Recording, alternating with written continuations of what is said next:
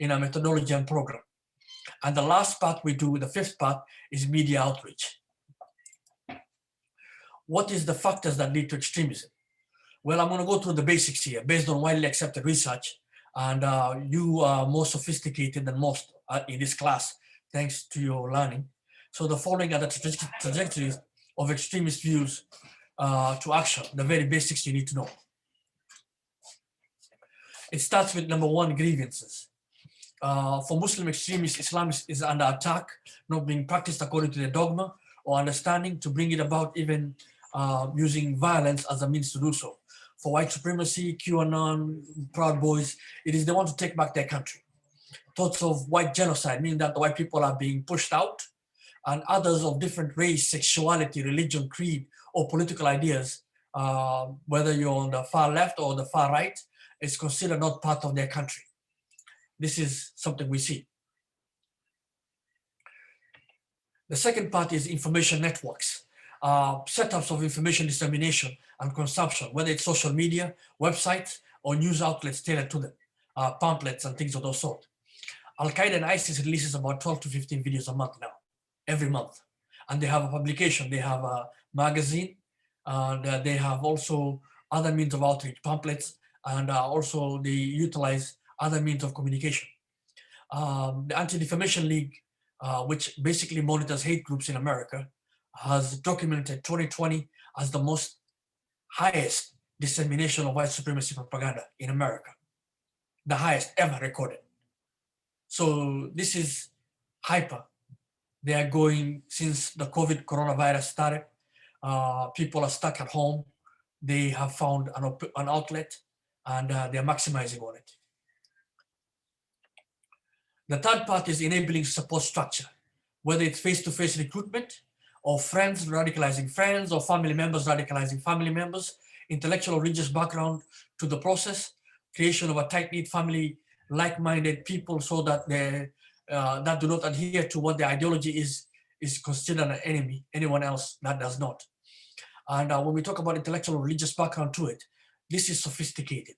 People think that there's no thinking behind the means and the methodology of extremist groups. I've actually seen an ISIS recruiter's manual. It is very sophisticated. They use pathos, logos, and ethos, sorry. They use push and pull factors. They use, I mean, everything you can imagine in terms of vulnerabilities. They had it documented. Not only they documented, they said, how do you approach this person when you notice this? If it's a single woman, marriage. If it's a young kid who's looking for an identity, give him an identity. If it's someone else, I mean, they had a playbook, and that's the playbook they go by. The final stage is self-activated lone wolves attacks, or attacks supplemented by a network, or domestic or transnational in nature. And when we talk about lone wolf, we're talking about individuals who are motivated by their readings. They don't just wake up one day and decide, I'm gonna go kill people. It took time.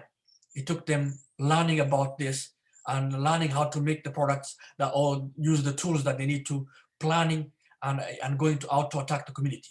And usually there's a network behind it, whether it's a domestic network, which is a domestic terrorist, or transnational terrorists such as ISIS and Al-Qaeda. The good news, we can counter the ideology through counter narratives and disrupt stage one, which is grievances. We can counter the narrative of grievances. And stage two, which is information networks, basically with the reach of pamphlets, social media, and outreach and face-to-face recruitment, we can counter that by doing the same thing as they are doing. We learn from the best. Since they are achieved a lot of success recruiting, we believe we can do the same thing in de-radicalizing and undercutting the recruitment process. Now, stage three, enabling support structure, and stage four, which is the final stage of viral actions. This is the domain of the good guys, the heroes, such as our government agencies, Department of Homeland Security, Department of Justice, Federal Bureau of Investigation, the FBI, the National Security Agency, DIA, Marines, Navy, Army, and the CIA, Central Intelligence Agencies.